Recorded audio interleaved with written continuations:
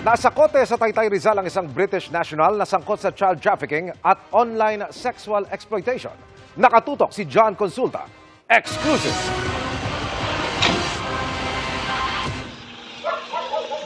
Sa bahaging ito ng Taytay Rizal, inaresto ng mga tauhan ng Bureau of Immigration Fugitive Search Unit ang 44 anyos na British national na si Peter Joseph Wheeler.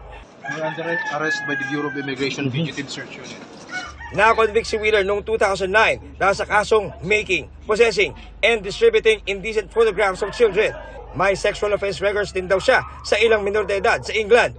2012 nakapasok siya sa Pilipinas. May kasama nga siyang minor de edad na sabi nga ay anak niya. So pina-interview din natin to sa DSWD upang makita kung may mga signs ng abuse. At maging sa neighborhood nagpa-check din tayo kasi maaring may nabiktima rin siya doon. Ayon sa DICT, pinalalakas ang kampanya laban sa online sexual exploitation of children. Ang role ng DICT is to ensure that we can provide the necessary links, linking an organization or a person to such illegal activities and assist law enforcement.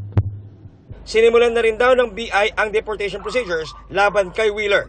Kahit po meron siyang permanent residence visa, ito po ay cancelled.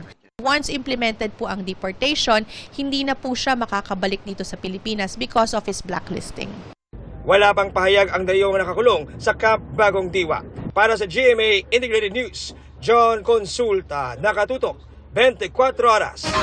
Mga kapuso, samahan nyo kaming tumutok 24 oras. Bisitahin at mag-subscribe sa GMA Integrated News sa YouTube. Sa mga kapuso abroad, bisitahin ang GMA Pinoy TV at www.gmanews.tv.